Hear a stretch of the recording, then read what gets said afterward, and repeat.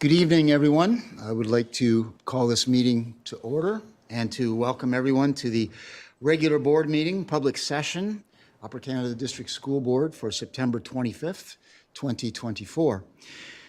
Before we begin our meeting this evening, I have a couple of announcements. First of all, I would like to congratulate Director Ferguson on the occasion of his 39th birthday.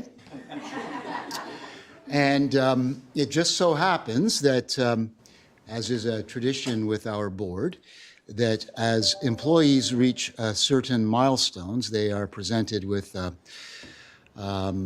memento of their years of service. And it happens that Director Ferguson has been with the Upper Canada District School Board for a total of 20 years. Now, as many of you in the room can attest, we are homegrown, some of us. And by that, I mean that we are products of schools within the Upper Canada District School Board. And that is certainly the case for Director Ferguson, having attended both elementary school in an Upper Canada District School Board and secondary school, likewise in the Upper Canada District School Board. So really 20 years doesn't represent his total time spent with the board. If you included those years and the 3 years he spent in grade 13, it would probably total 37 years. But we are giving him a 20-year pin this evening. So I would just like to congratulate you, Director Ferguson. Thank you very much. You're very welcome. Pictures being taken right now. Thank you. Yeah. Did the pen come with the pin, or was that? Oh, okay. That's for his signature. Okay. Yes, we certainly appreciate all that you do for us in the current role in which you find yourself.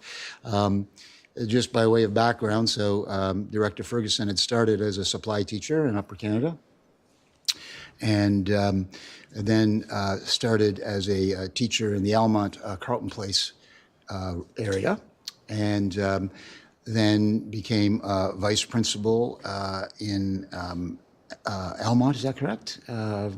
Principal at Pakenham School, I believe, yes, and then moved on to secondary vice principal and then a principal. And then at one point he completely lost his mind and went and joined another organization, but saw the light and came back to where he was supposed to be. And we truly appreciate all you do for us, and we look forward to many more years of service. Thank you very much. Yes, and now, Director Ferguson, I believe you have a similar presentation to make. Thank you, Mr. Chair, and I'll just say I'm looking forward to the next 20 years with the Upper Canada District School Board. I also have a pin to give out, and that's to Lisa Workman, who's receiving her 25-year pin. But as the chair said about my years in service, hers started as a student as well. And I won't calculate the years for her, but certainly been with the organization for a number of years now. Lisa, you do your job exceptionally well, and you go above and beyond that. The trustees around this table can attest to all the little extras that you do for them and the things that you do in the office with the treats that you make for people and the way you go out of your way to have little contests and celebrations. It just makes it a much more enjoyable place to show up to work. So thank you for everything you do with your day job and all the things you do that aren't part of your day job. Thank you very much, and congratulations on 25 years.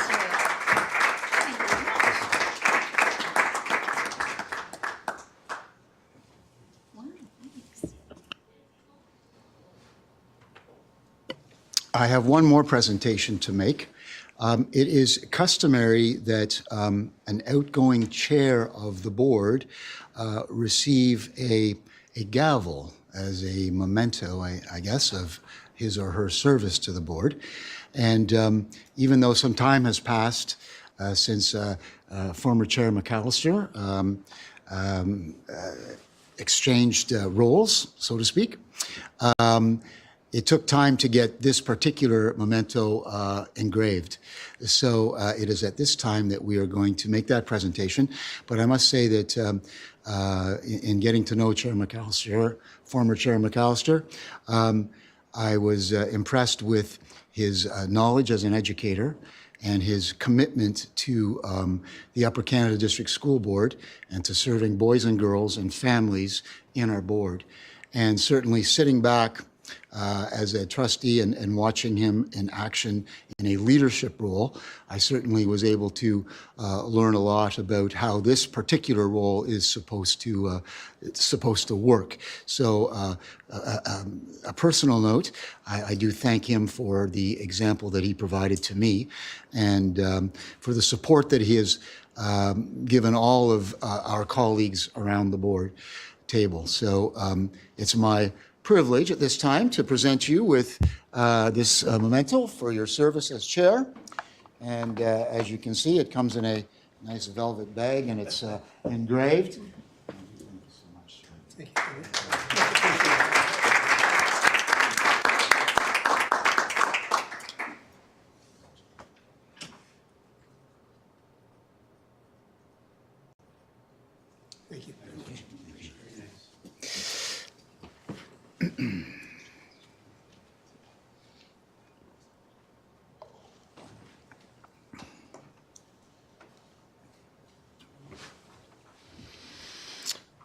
And now, would you please all rise as we sing our national anthem?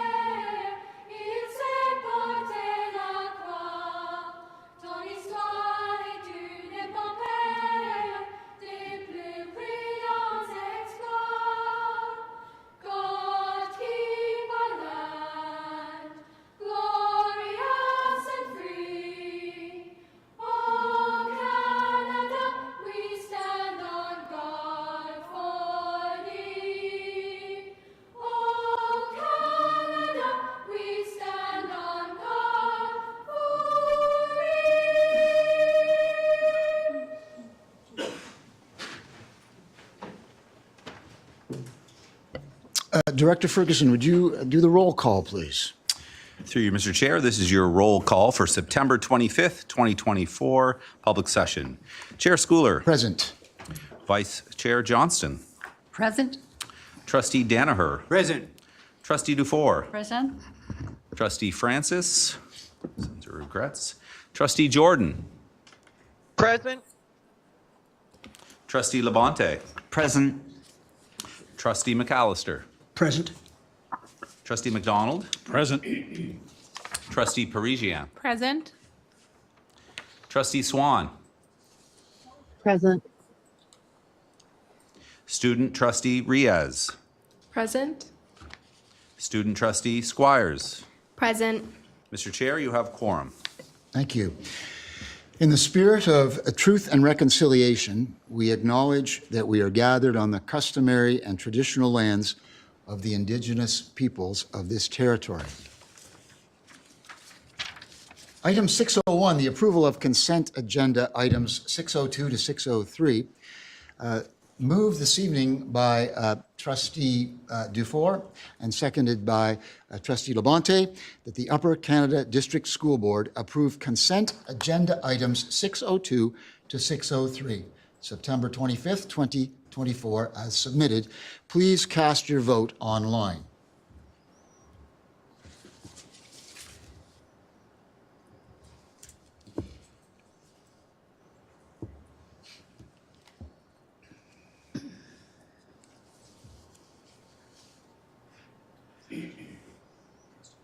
Trustee Jordan, just waiting for your vote. Oh, sorry about that. Yeah, Trustee, I'm in favor. Sorry. Okay, thank you. That's fine. Thank you.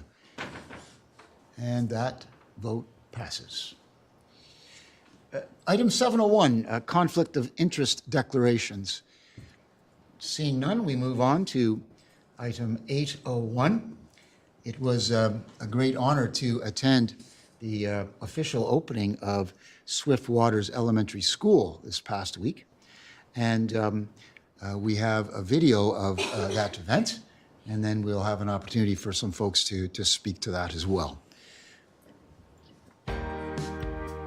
Welcome to Swift Waters Elementary School, home of the Otters. Located on the west end of Brockville.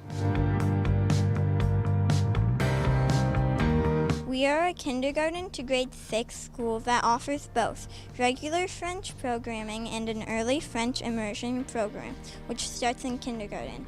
Our school opened in September 2024 and has large classrooms, a beautiful learning commons, and lots of play structures and green space for students to learn and play. We are looking forward to making use of a large double gym to give students more physical activity time and for school intramurals. Students are already enjoying an open and inviting learning commons. My favorite thing about Swift Waters is that the classrooms are all so nice and clean, and I like meeting new people. My favorite thing is big classrooms and extra play structures. My favorite thing is the big gym and a lot of space in the school. My favorite thing is the yard is big, the gym is big, the staff members are nice.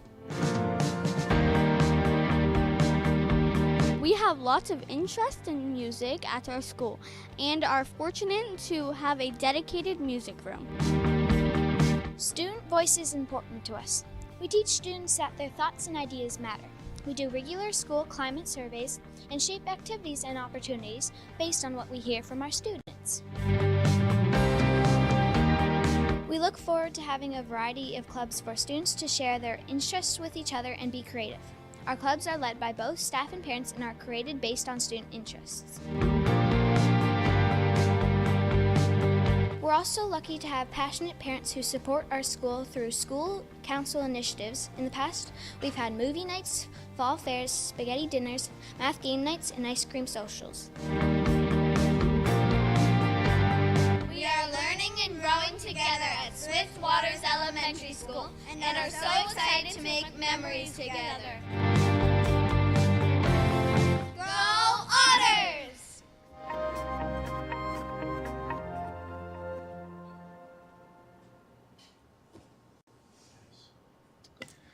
It really was a very special day, the official opening, and certainly one of my favorite memories is the student choir that they had organized. The voices just blended together so beautifully. It was really quite impressive. Director Ferguson, would you like to say a few words? Thank you. Through you, Mr. Chair. We did mention this before, but it's worth saying again. I want to give credit to Principal Sarah Stone.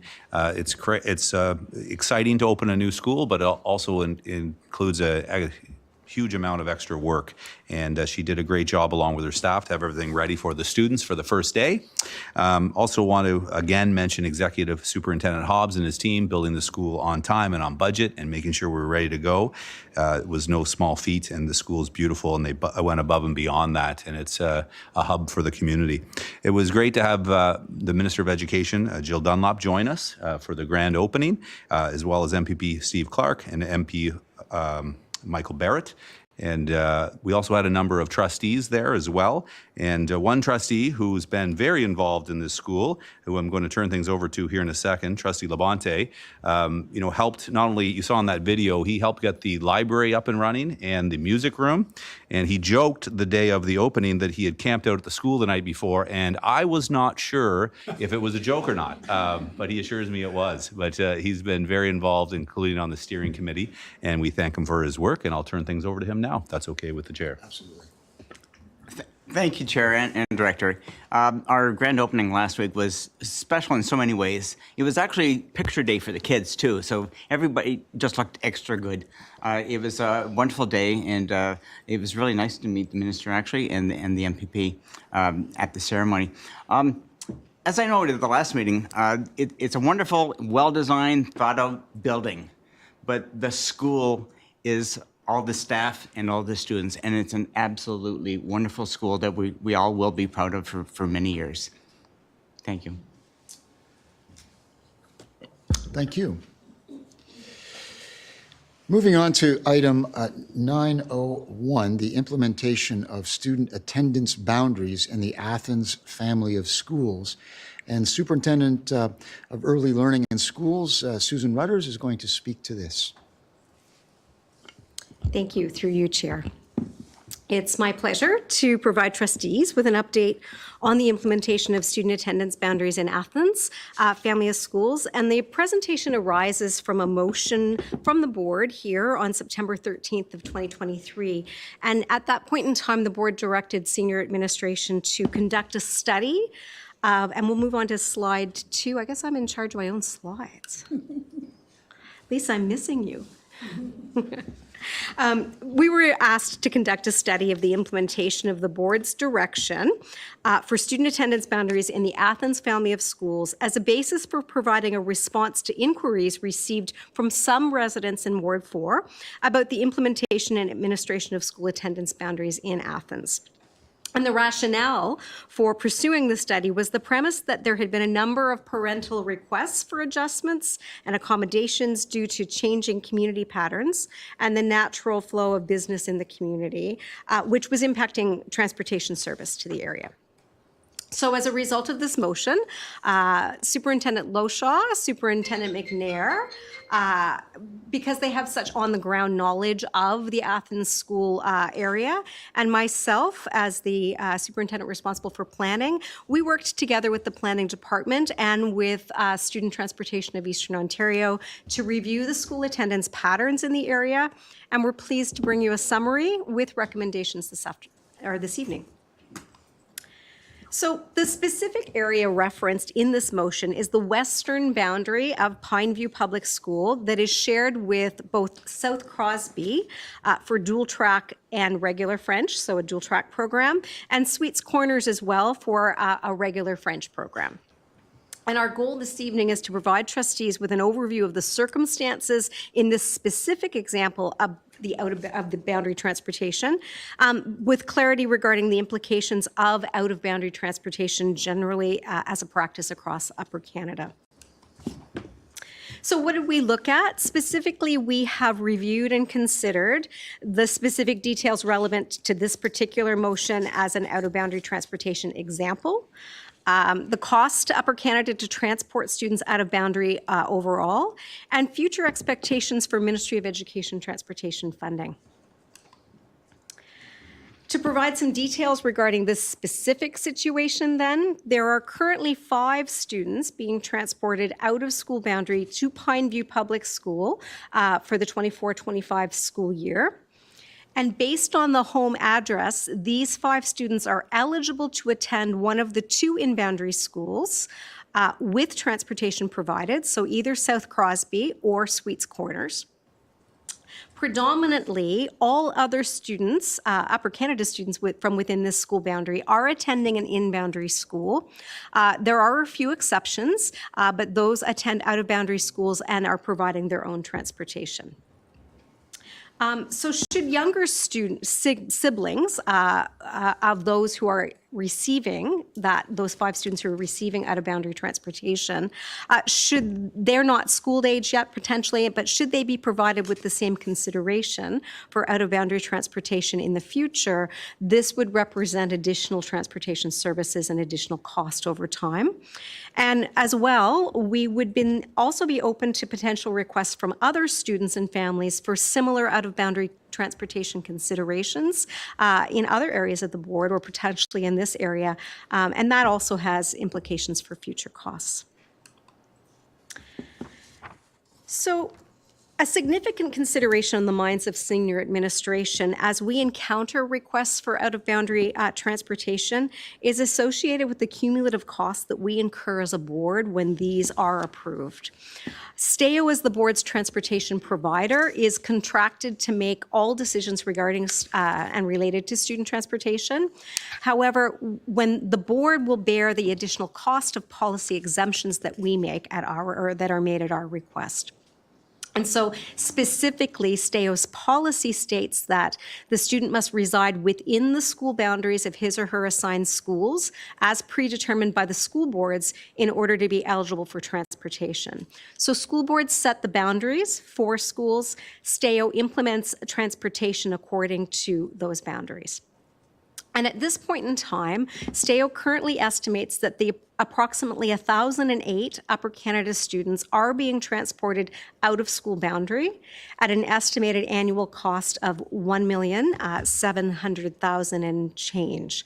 And those approvals have happened over time, and so that's where we have that cumulative number, because of course our practice is when something goes into place, we tend to not disrupt students in the middle of their journey until their next natural transition.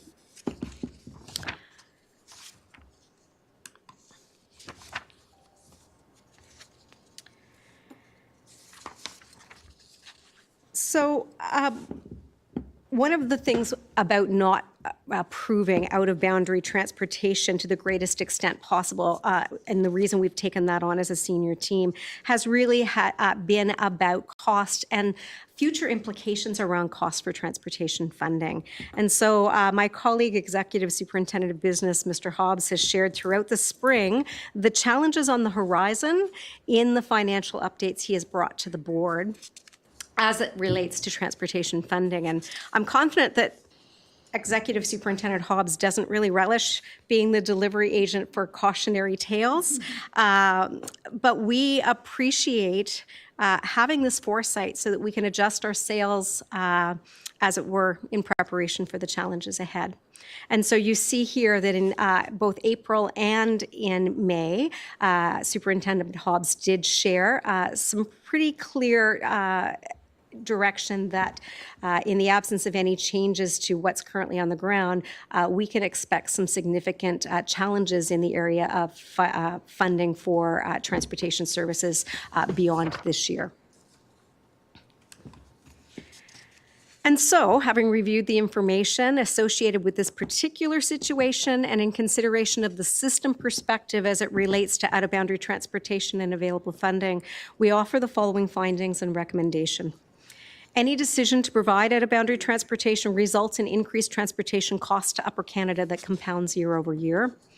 And requesting STAO to implement a transportation policy exemption results in our board paying for both in-boundary transportation, because the regular route will continue to exist for other students on that road or in that area, and at the same time paying for out-of-boundary transportation services. So two transportation costs within a single geographical area.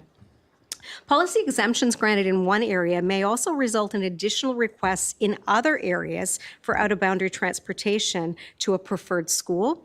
And this, again, will undoubtedly result, if approved, in increased transportation costs for Upper Canada.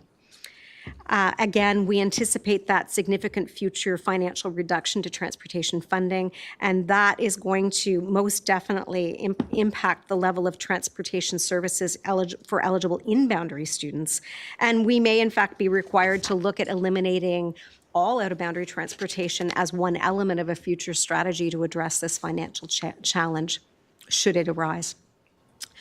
So senior administration does recommend respectfully that Upper Canada not request any exemptions to STAO policy for the provision of student transportation within established school boundaries unless it's absolutely necessary for us to do so.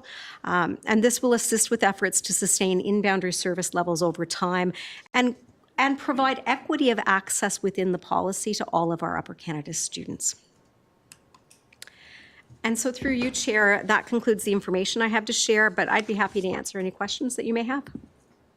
Great. Thank you for that report. Are there any questions? Trustee Labonte. Thank you, Chair. I just wanted to point out that a useful thing for me, I think it came out of slide 6, and I just completed the math.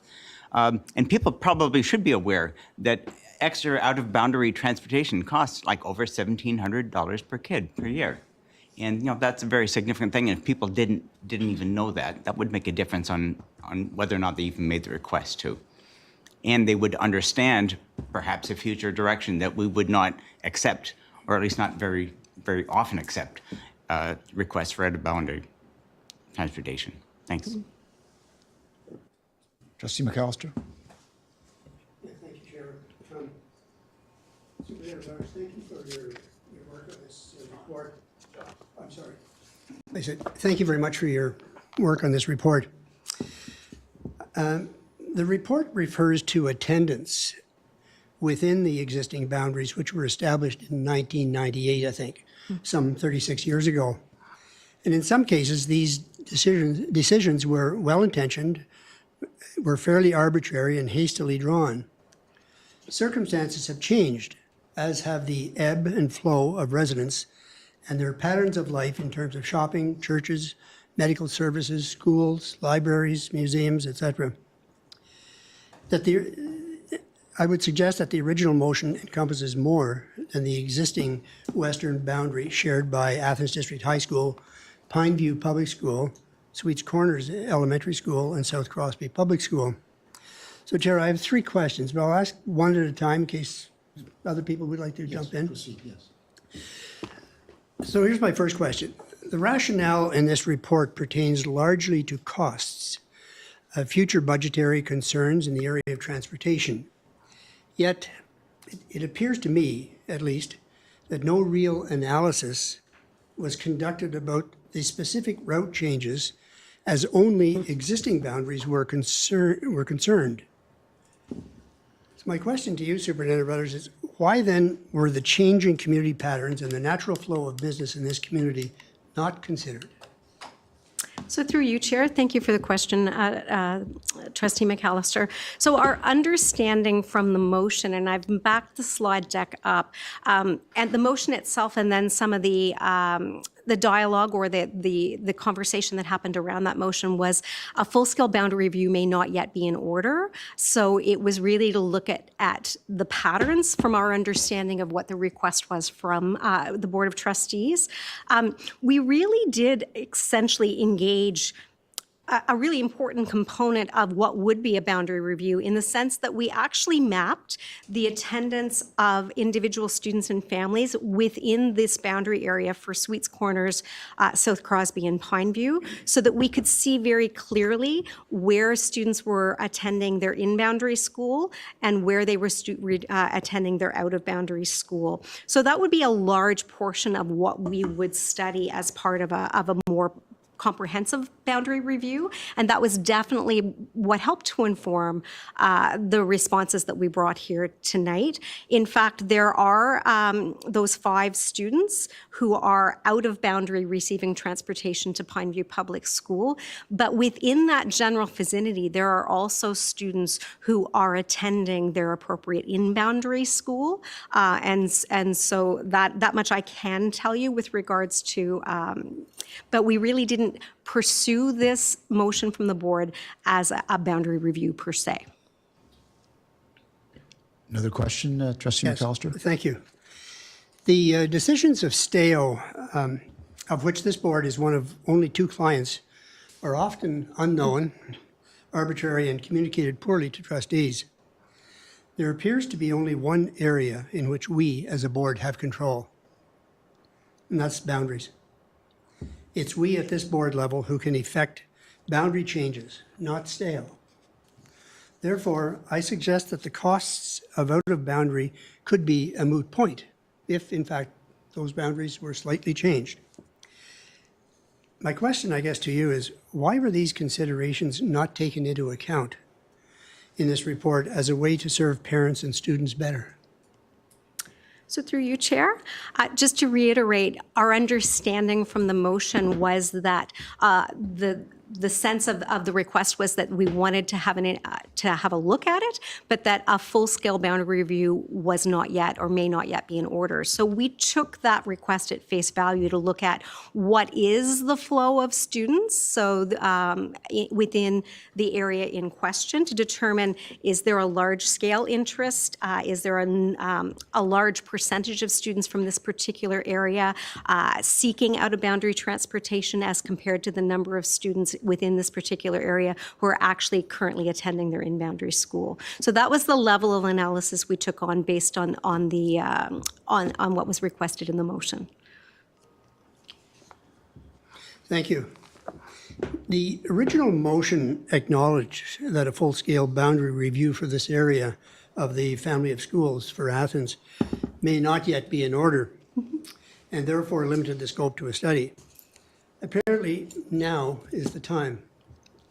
The rationale for the scope of the former study is more limited than a full-scale boundary review. There has been at least one precedent for a motion for a study of the implementation of school attendance boundaries in the North Glengarry area, for example. That motion was presented by Trustee Danaher on February the 9th, 2019, and it called for a study of the implementation of school attendance boundaries in the North Glengarry area, and that motion passed. The result was that on February the 26th, 2020, that study's final recommendations called for a flexible transportation zone service that addressed parent and student choice. And by motion, the board endorsed those recommendations. Everyone was relatively pleased. I'm wondering if you considered these recommendations of that study in drafting your report. So through you, Chair, we didn't, because we really took at face value the statement that a full-scale boundary review was not yet in order. And so certainly if it was the will of the board for that to occur, we would certainly undertake that work and make whatever recommendations might be necessary. We wanted to understand the nature of the requests and the issue, and we did that within the direction from the motion. Yes, Trustee McAllister? If there are no further questions. There's one more question, yes. I will wait then, please. Okay, sure. Trustee Swan? Thank you. Through you, Chair. I just wanted to ask then, so this was not a boundary review just for a small area. This was just a consideration of options and costs. Through you, Chair, to presentation on options and costs, as in options of how many people are going out of boundary, how many people have elected to use other options, and then the costs within it. Superintendent Rudders? So through you, Chair, yes, that's correct. And we really spent a lot of time trying to ensure that we fulfilled the intention of the motion that was brought forward and approved by the board, that the board directs staff to conduct a study of the implementation of the board's direction for student attendance boundaries in Athens as a basis for providing a response to inquiries received from some residents in Ward 4 about the implementation and administration of those boundaries. And just a secondary. Yes. It's a double question. When was our last full boundary review? Because I know I was there when it happened, but also we did a partial boundary review and correction in Trustee Danaher's case. Could this be done in the Athens area as per Trustee McAllister's request? Director Ferguson? Thank you. Through you, Mr. Chair. Yes, if a new motion is presented, and I believe that one may be coming based on what Trustee McAllister just said a few moments ago, that directs staff to do a boundary review, we would then conduct that review and report back to the board our findings and recommendations. But as you heard Superintendent Rutter say, what we've presented here tonight does reflect the motion that was passed and the direction that we were given by the Board of Trustees. If we're given a new direction, we will follow it. And lastly, when was the last, like I asked this already, when was the last full boundary review? And if Trustee McAllister brings it forward, can we just do a partial? Director Ferguson? Thank you. Through you, Mr. Chair. Lisa Workman is currently looking that up, and we'll get that back to you. We want to make sure we have the accurate time. It was before my time, so I don't recall that. And yeah, I think it was before everyone's time except for maybe Mr. Hobbs. But was it? For a full boundary review? We'll get that information. Sorry, we don't have it on hand, but we'll get that for you, Trustee Swan. Thank you. Back to you, Trustee McAllister. Thank you, Chair. I guess based on the allusion from Superintendent Rudders and the director, it behooves me to move a motion. It's moved by me and seconded by Trustee Danaher that the Upper Canada District School Board conduct a full transportation review for the Athens family of schools. May I speak to that motion? You may. Thank you. The rationale for my motion is that the recommendation from Superintendent Rudders in that report is based on the established and existing school boundaries. I suggest that we need to look at new possible boundaries, and thus the motion. Change has occurred in these past 36 years since 1998.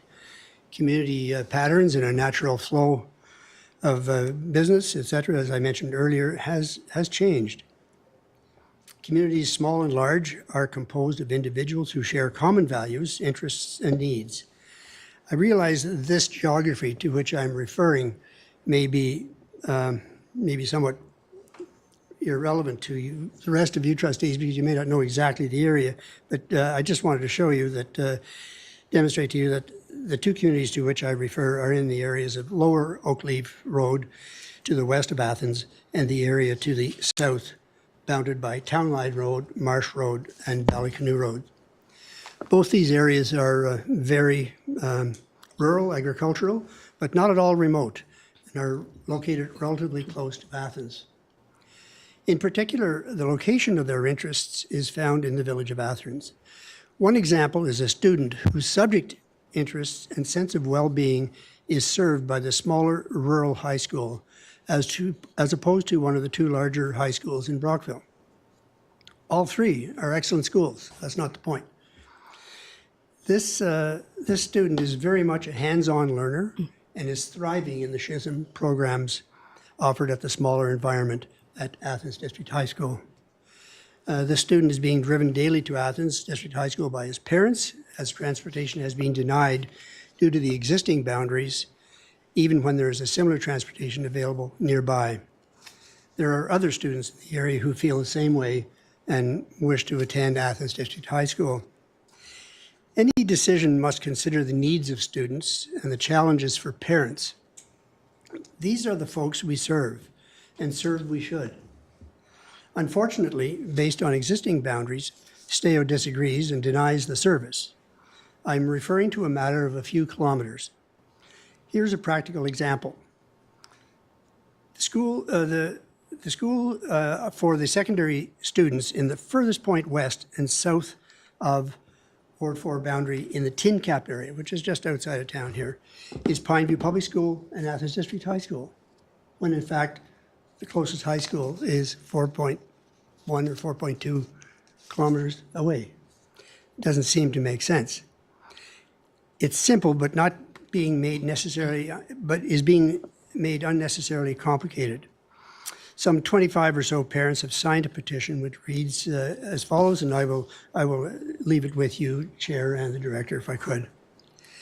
Chair, I'd hoped that a transportation study might have addressed the above concerns, but given the recommendation of the report, I have no option but to move this motion for a full transportation review for the Athens family of schools. It will be an opportunity for parental, student, and community input. Times have changed since the successful unification of the Lanark, Leeds Grenville, Prescott Russell, and SD&G legacy boards. While you, my colleagues, may be thinking that such a review may be applicable to your wards, and I appreciate that, but let's take it one step at a time.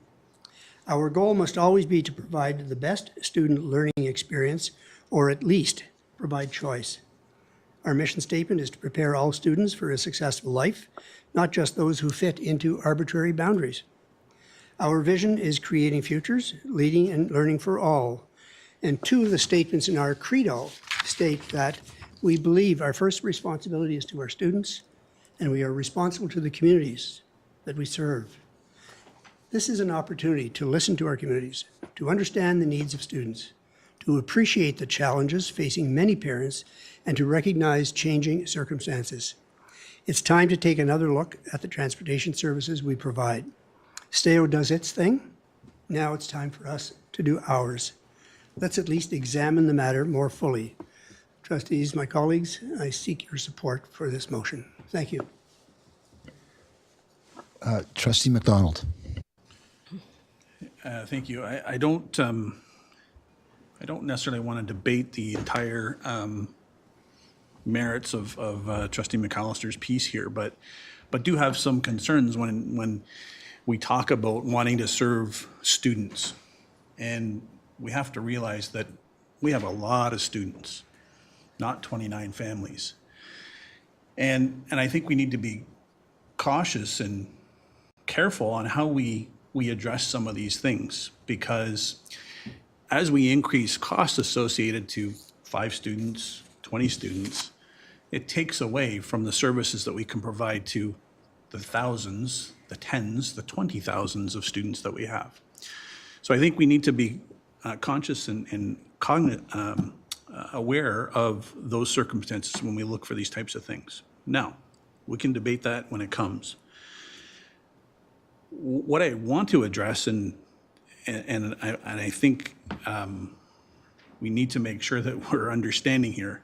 Trustee McAllister's not satisfied with the results of the original motion, but has a new motion coming forward. And Trustee McAllister, I don't think the new motion is going to do what you want to have done either. Because what you want is a boundary review, but what you're asking for is a transportation review. It's not the same. So I think the motion needs to be specific to a boundary review, and it needs to be clear that that's what's happening. Once the boundaries are determined, then transportation is provided.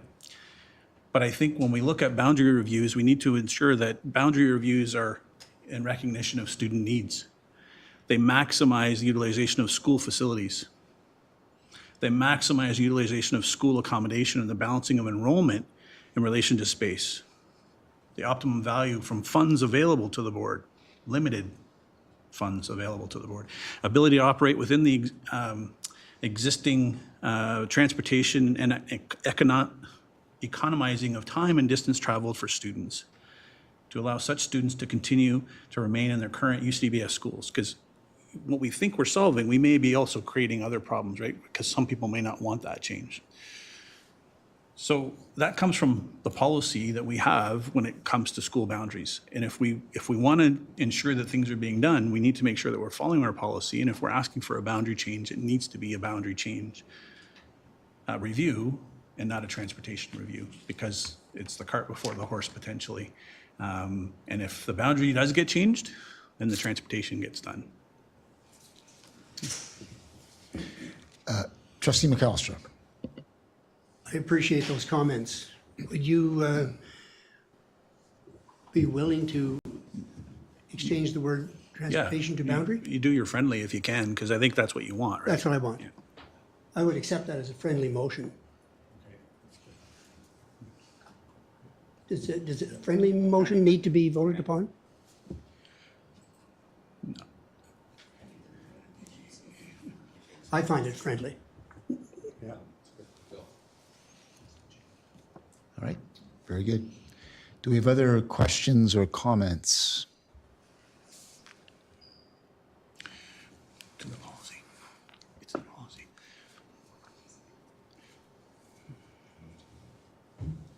Trustee McDonald. So in full transparency, you know, through the policy, when you're looking for a boundary review, they're handled up until March.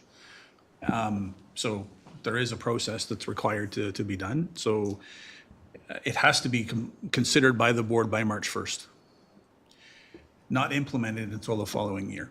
So there is a timeline built into the policy. If it's, you know, I'll let the mover and seconder decide on if it's advanced in any way, but we do have a timeline built into it if that's satisfactory. Trustee McAllister. That is satisfactory to me. Are there any other questions before we move to vote on the motion? Just for clarity, would you like to hear the motion one more time? Lisa, do you have that? Or right there? Okay, there we go. So the motion is that the Upper Canada District School Board conduct a full boundary review for the Athens family of schools, moved by Trustee McAllister, seconded by Trustee Danaher. If there are no more questions or comments, we have Trustee Labonte. Thank you, Chair. Within what Trustee McDonald said, should we not put a date or any sort of timing on the motion? It's in the policy? Okay. Thank you. Cast your vote online. Jordan in favor.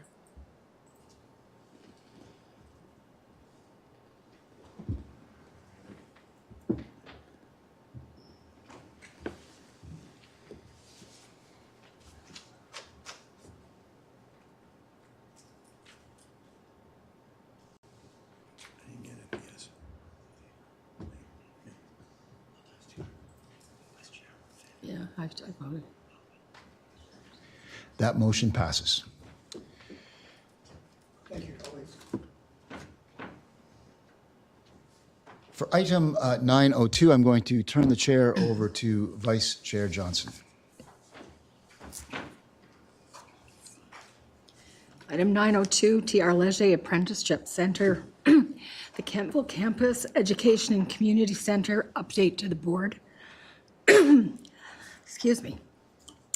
Could we have Superintendent Riddell, Superintendent of Special Education, Student Wellness, and Student Success? Through you, Chair, Vice Chair, I would like to invite Superintendent Nelson and Superintendent Rudders. The three of us will be bringing this update to the board.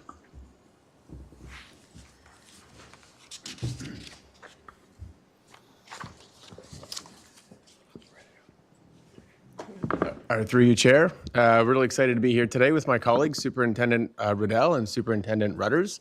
We're here to bring you some updates and seek your input on the exciting programs that we have at TR Leger Apprenticeship Center.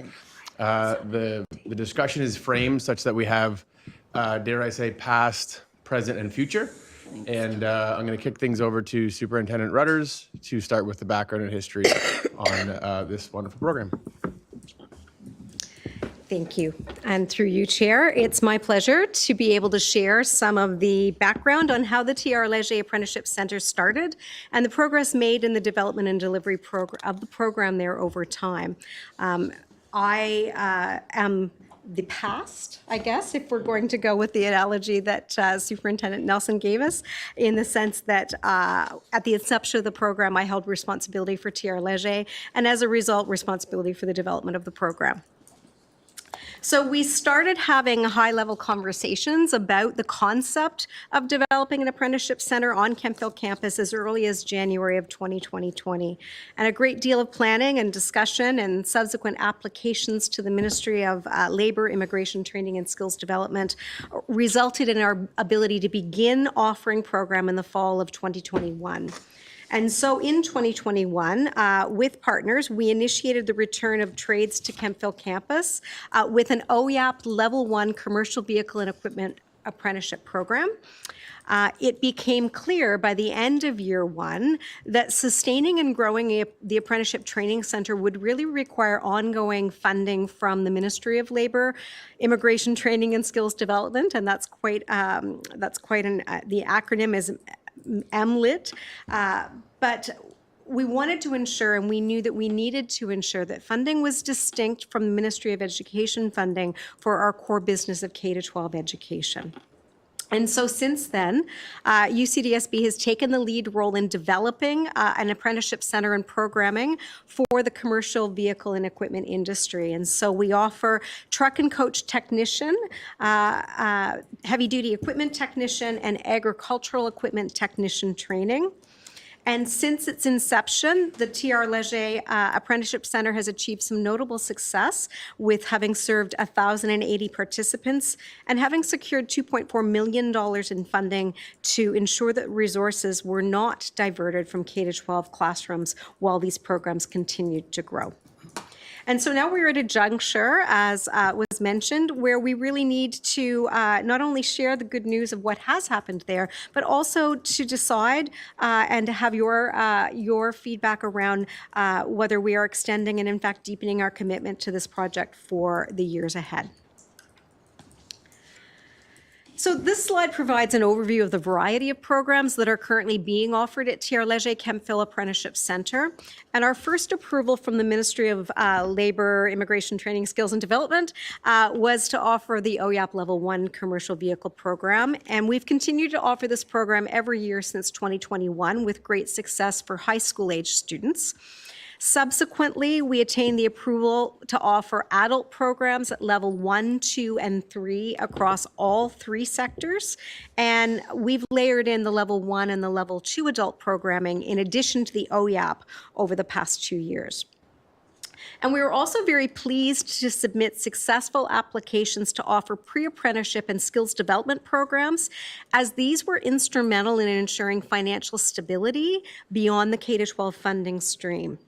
And these programs were also layered in among the OYAP and adult programs, and they took on a variety of formats. There were evening and weekend opportunities for upskilling, 2-week modules during the day. There were hybrid programs where there was both in-class learning and work placement learning. And as well, we were really pleased to be able to offer micro-credentials and awareness building around the trades for grades 7 to 12 students in Upper Canada. And so you can see then that there was a progression over the past 3 years in the variety of programs and the opportunities that were offered at the centre. And so we're really pleased to report on the impact to date of these varied programs on skill development in Eastern Ontario for adults and within Upper Canada for students. The centre has provided 95 Level 1 certifications, 18 Level 2 certifications in these trades, 54 OYAP Level 1 Commercial Vehicle Apprenticeship Program in-class completions. So that's 54 students who achieved their in-class portion for a Level 1 apprenticeship. 67 adults have been served through the variety of pre-apprenticeship and skills development programs that we were offering. And perhaps the most impactful directly to Upper Canada is that what they call light touch under skills development programming. We had 846 Upper Canada high school or grade 7 to 12 students who participated in micro-credential training and exposure to the trades opportunities at the Kemptville facility. And so now as we move on to the next slide, I'm going to turn things over to my colleague, Superintendent Shelley Riddell, to continue to share the story. Thank you. In our continued focus to increase skilled trades in Eastern Ontario, if I can draw your attention to that photo, those smiles are the inaugural class of Level 2 certifications at the TRL Apprenticeship Centre. We had a 100% success rate, and those apprentices have finished their in-class portion and are now working on their hours to then continue on to the Level 3. As was mentioned earlier, very important to highlight where the funding sources are coming, as the TRL Apprenticeship Centre is not part of our K-12 mandate. So the costs of the program are almost entirely covered by external funding, ensuring that the resources are not diverted from K-12. So as Superintendent Rudders mentioned, we have been successful in securing Skills Development Fund, the pre-apprenticeship, and training delivery agents for 4 rounds. And we're currently going into our 5th round to secure additional funding to the total of about approximately $2.4 million. And then we've had incredible support from our industry partners and the community, and we have strong partnerships with 75 industry partners. And as you can see, we have resource acquisitions as well as donations highlighted on this slide. And if I could, at the very bottom, the very last one, as Superintendent Rudders mentioned, so we started with the OYAP, and our OYAP participants have were granted or gifted, I guess, some swag bags, because the industry partners donated approximately $350 to those OYAP participants that are there every year. Okay, I'll take us home in this presentation here for next steps. As Superintendent Rudders pointed out, we've reached that juncture where we're looking to deepen our relationship with this wonderful opportunity. And certainly we're trying to be responsive to the folks that have gone through, the students that have been through, and the demographics that we're trying to serve. Some of the action items that we're currently working on, we have a lease agreement which will expire in October of 2025. So we are fine for this year, but looking forward to that coming up in a year's time. Certainly, you saw those smiling faces that Superintendent Riddell was referencing up there. Those are the folks that have completed level 2 and are certainly eager to explore level 3. So with that, we would be considering through the application the resources that we would need, including curriculum and other capital. And then lastly, we have applying for funding. That has been happening behind the scenes. The deadline on that is October the 4th.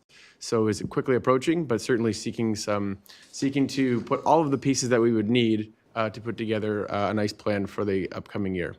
We go next slide, please. So in fine form, we have put together a bit of a wish list to Superintendent Rudder's point, seeking to divert funds from K-12 and obviously looking into those sources of revenue that we have. So 3 bullets there. We're seeking sustainable multi-year funding that carries less risk. Obviously, we're looking at our success rate and the success that we've had to try and move forward and build upon that. We're looking for an enhanced funding to support the capital for level 3, which I just mentioned on the previous slide. And then lastly, we are going to build in some requests for funding for a dedicated program coordinator to help oversee some projects on site.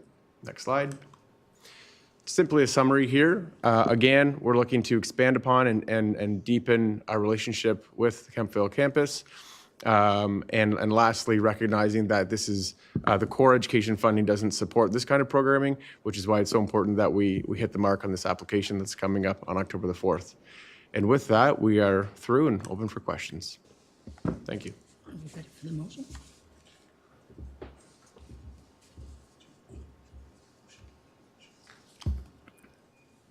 We have a motion here. Great. The motion moved by Chair Schooler, seconded by Trustee Swan, that though the Kemptville Campus project is not part of the core K-12 education mandate, in recognition of its positive impact on the community, the Upper Canada District School Board reaffirms its strong support for the continuation of the program, provided that it remains sustainably funded by sources outside of core education funding and that it does not otherwise excessively distract UCDSB resources from the K-12 programming. Chair Schooler.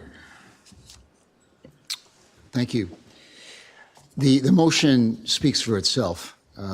We all know the tremendous need that we have in our economy generally for the training of skilled workers.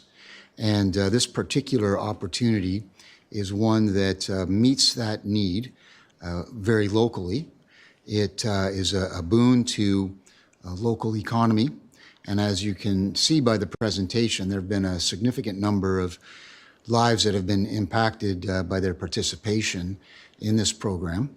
And the trickle-down effect has been that quite a large number of our K-12, mainly 9 to 12 students, I imagine, have had an opportunity to see what opportunities might be out there for them as they move forward with their educational journey.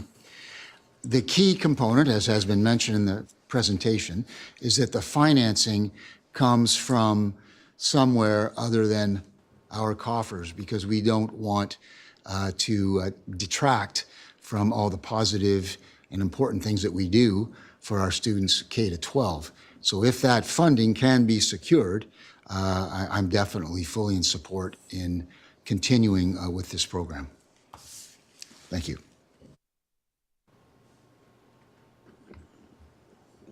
Do we have any other comments?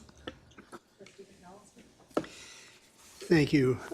I speak in favor in spades of this particular motion, not the least of which is because I am the owner of a very large International 423 tractor, and I enjoy diesel fumes, gas, tools, parts, everything about it. Now, for those of you who know what an International 423 is, it's not that big. However, I think it's big. Sure, it's not part of the K-12 mandate, but this apprenticeship program is inextricably tied to our school programs, in my opinion, in terms of the skill development, the initiatives of our provincial government, the thrust with regard to the trades education, and the educational needs of our students and the students of other boards. It's no longer a diamond in the rough. We took a huge risk on this venture, and we have succeeded, I think. So it has been a long, challenging journey, and we have succeeded. So congratulations to the team for your work on this, and to the staff at the Apprenticeship Center. So I strongly support this motion. Thank you. Trustee Labonte? Thank you, Vice Chair. I similarly support this motion. There was just one uneasy thing I got from your presentation, and I think it was on slide 6 that said almost all costs were entirely covered by external funding. Can you say how much, and how much did the board pay? I can certainly look into that and get back to you on that. And a supplemental comment, I just wanted to say, I think it actually, there is a core part. If we've got kids from grade 7 to 12 making use of some of these services, there is some grade 7 to 12 component that we're taking advantage of. I have no problem with appropriately subsidizing that service as well. Thank you. Thank you, Chair.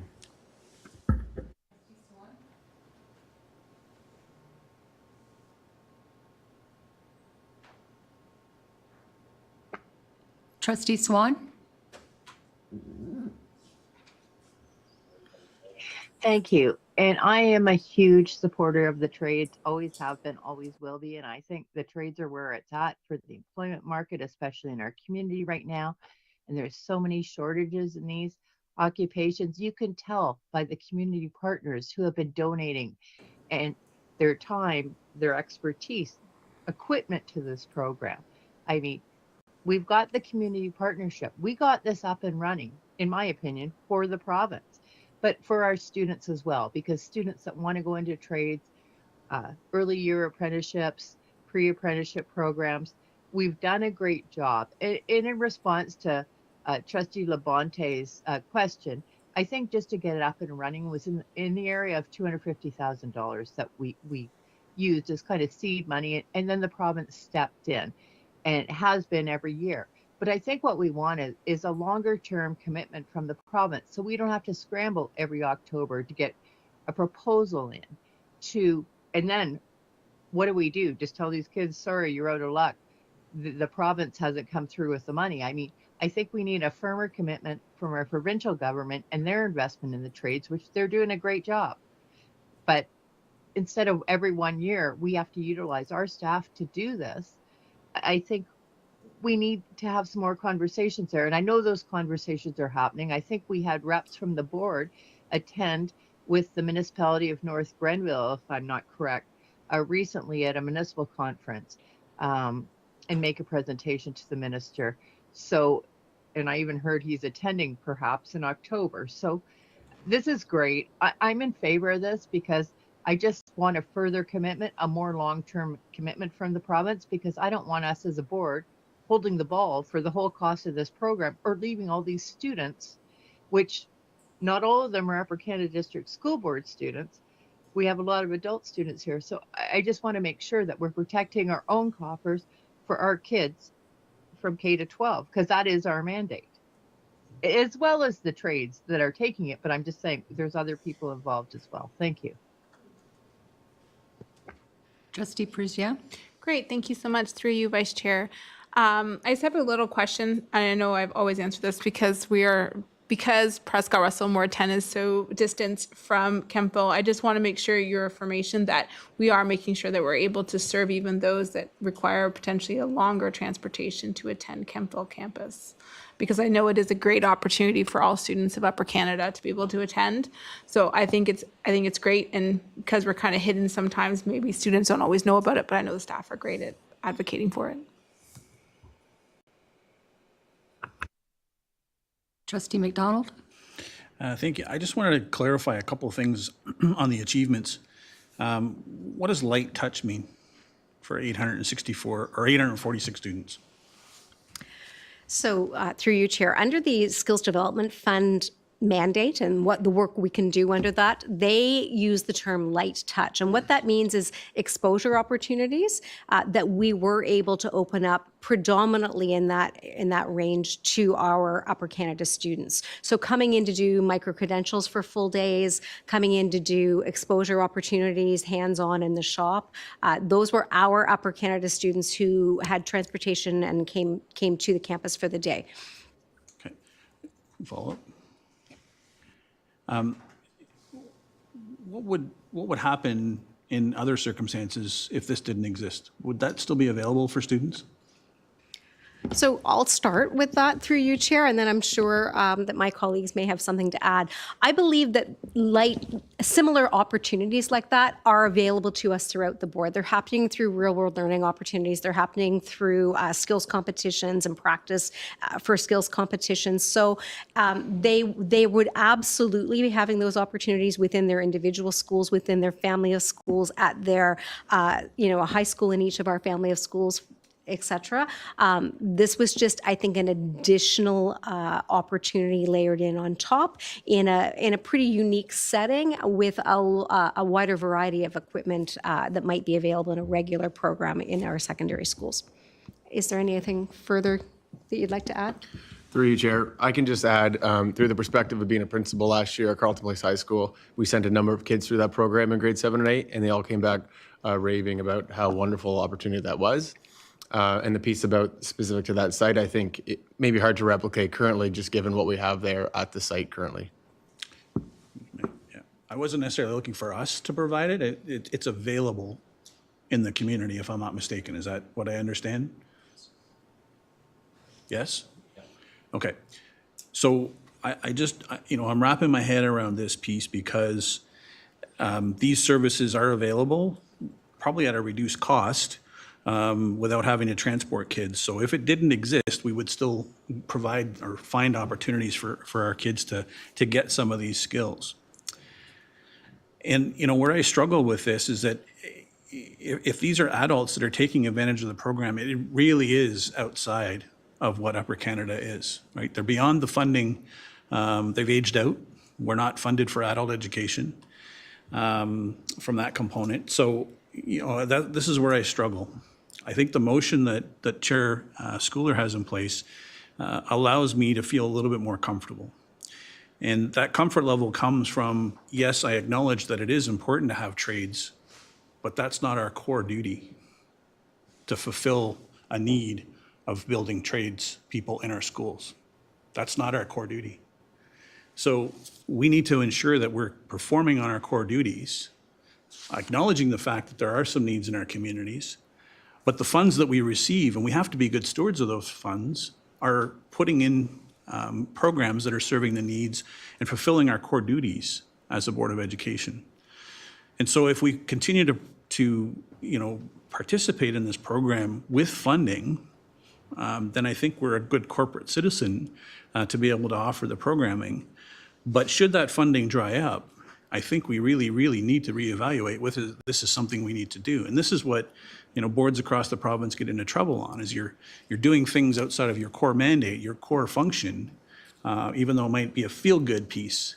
It's not really what we're here to do. And so I'm comfortable in what Chair Schooler's put in place here today to make sure that we can do that, still provide some opportunities to kids, provide some opportunities to people within our communities, be a good corporate citizen, and fulfill a need within those communities based on funding that hopefully flows to support that. So I would be in support of the motion and an opportunity to seek additional funding to ensure that we can provide it. So thank you for that.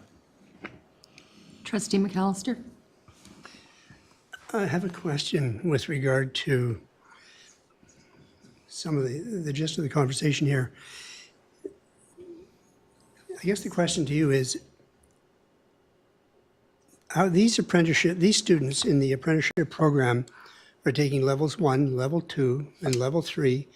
They are on the path to a red seal. Am I correct? Go ahead, Jen. Through you, Chair, that's correct. So, that being said, I'm not sure that that kind of training is available in the community if we weren't doing it right now. Am I right in making that assumption? Through you, Chair. So portions of that training are available. There are truck and coach level 1, 2, and 3 available at local community colleges in Eastern Ontario. My understanding is that the uniqueness of what we're delivering is around the agricultural equipment technician and the heavy duty equipment technician, because those programs are available in the western area of the province. So people from this area would need to travel to access those programs. Supplementary, please. If they needed to travel to attain those programs, where would they have to go?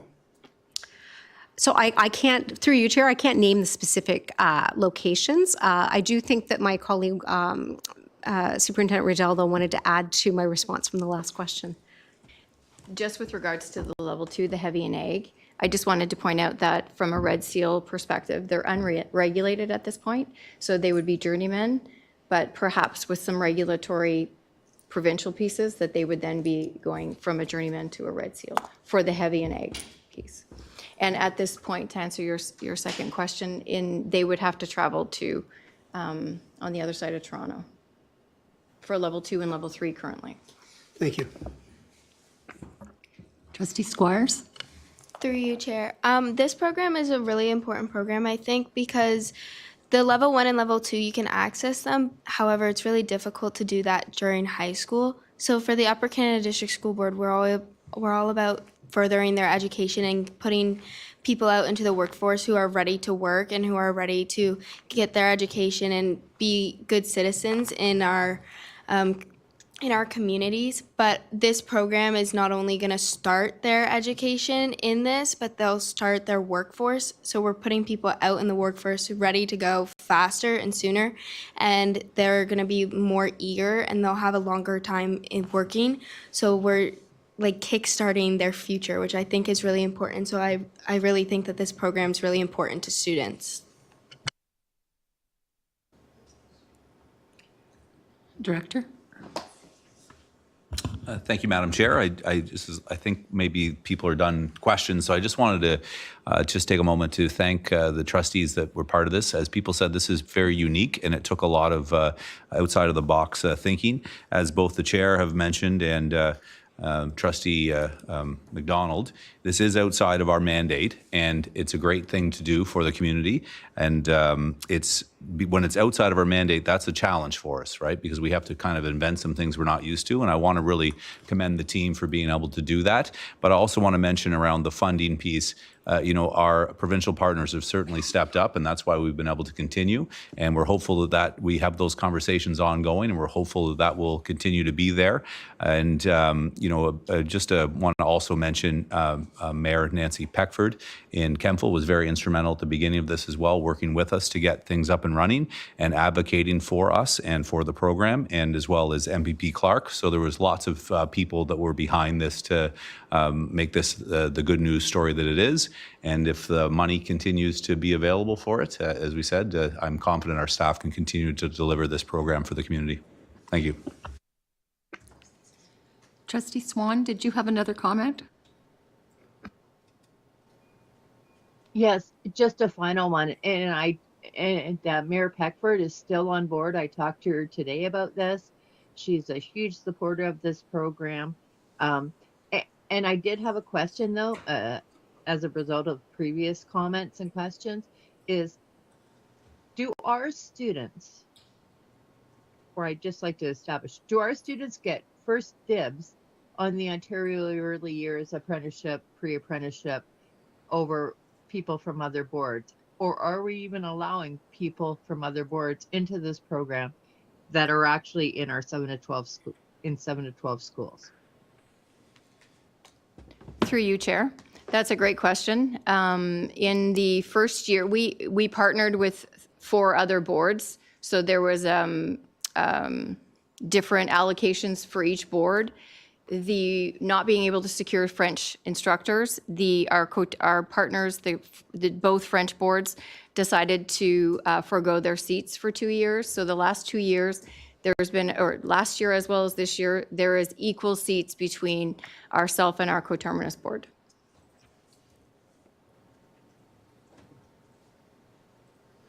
Thank you.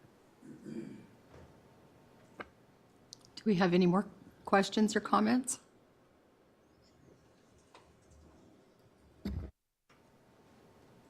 If you cast your vote online, please.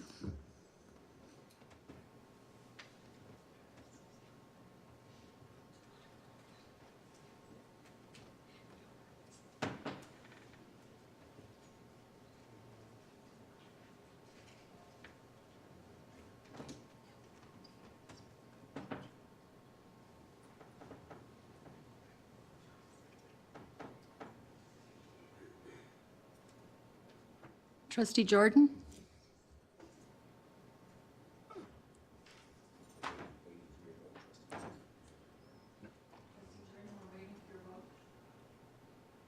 Trustee Jordan, we're waiting for your vote.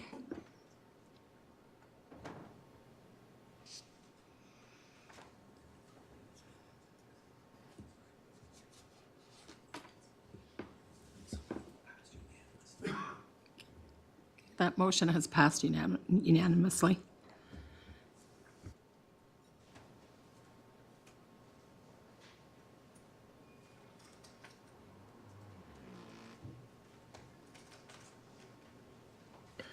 Thank you, Vice Chair Johnson. We are now moving to item 10.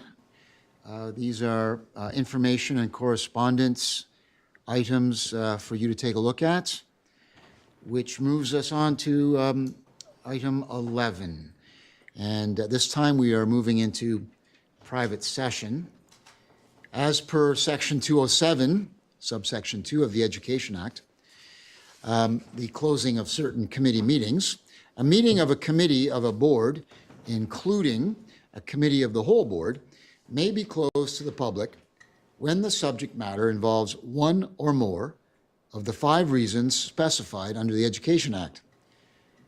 Committee of the Whole will convene in private session September 25th, 2024, and one matter will be discussed under Section B, the disclosure of intimate, personal, or financial information in respect of a member of the board or committee, an employee or prospective employee of the board, or a pupil and or his or her parent or guardian. So I have 2 motions, moved by Trustee McAllister and seconded by Trustee Dufour, that the Upper Canada District School Board move into Committee of the Whole September 25th, 2024. Please cast your vote online.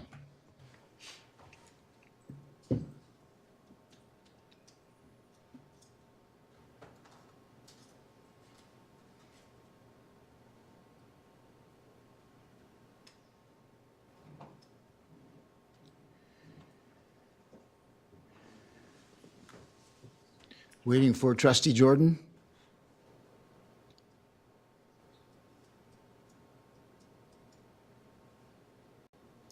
That vote passes. Motion 2, it is moved by Trustee Labonte and seconded by Trustee Danaher, that the Committee of the Whole move into private session on September 25th, 2024. Please cast your vote online.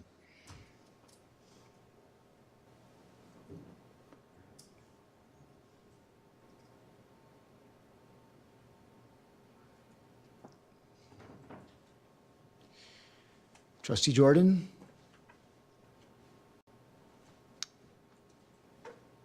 That vote passes.